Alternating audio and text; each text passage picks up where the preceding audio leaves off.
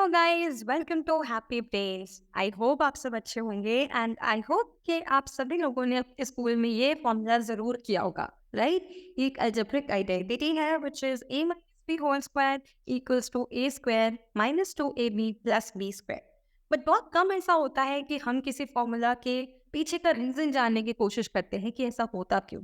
हालांकि हम इसे यूज बहुत करते हैं अलग अलग क्वेश्चंस में, बट हमें ये नहीं पता होता है कि what's the why behind this. So चलिए पता करते हैं। इसके लिए मैंने एक स्क्वायर लिया है एंड हम ऐसा ज्यूम कर लेते हैं कि इसकी एक साइड a सेंटीमीटर की है।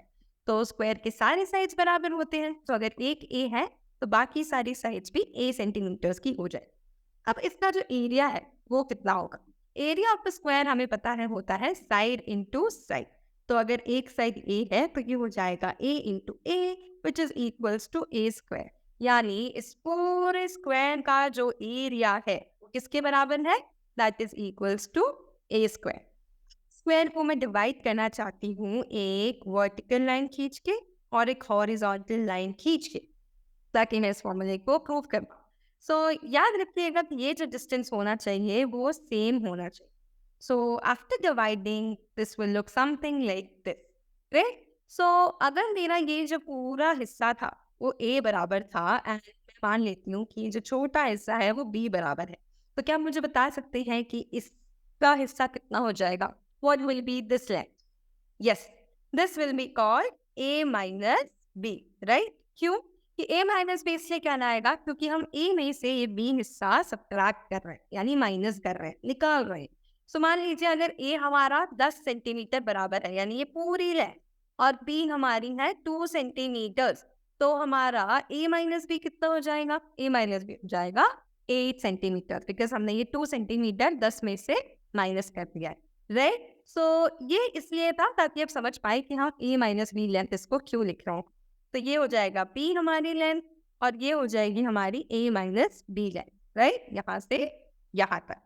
सो यहाँ पर आप देख सकते हैं एक और स्क्वायर फॉर्म हो रही है।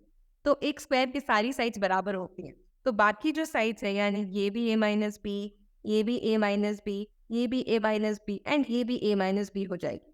अब अगर ये b है तो बाकी ये भी एक स्क्वायर फॉर्म कर रहे हैं, तो यहाँ पर भी इसके सारे साइड्स बराबर हो जाए।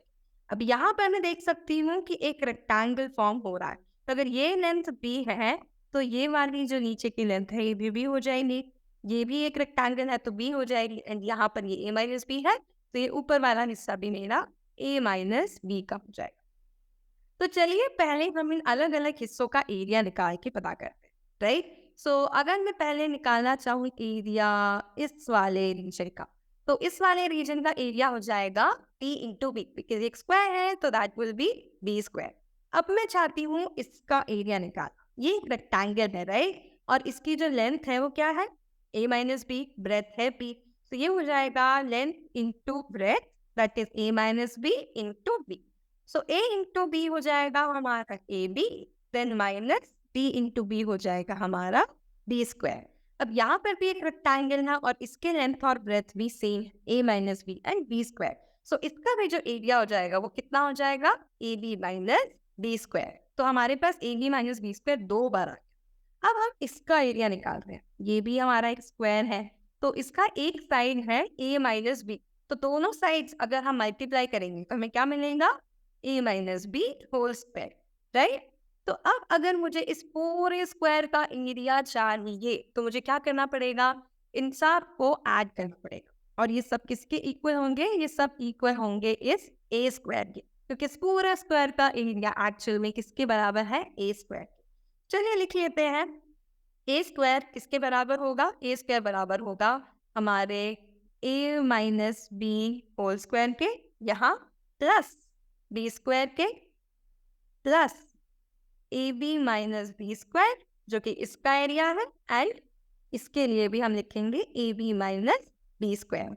तो अब हम इसको अगर सिंप्लीफाई करें तो हमें क्या मिलेगा? A square is equals to ये plus B square minus B square cut जाएंगे, तो हमारे पास बचेगा A minus B whole square plus A B और ए बी बना देंगे 2ab माइनस बी स्क्वायर।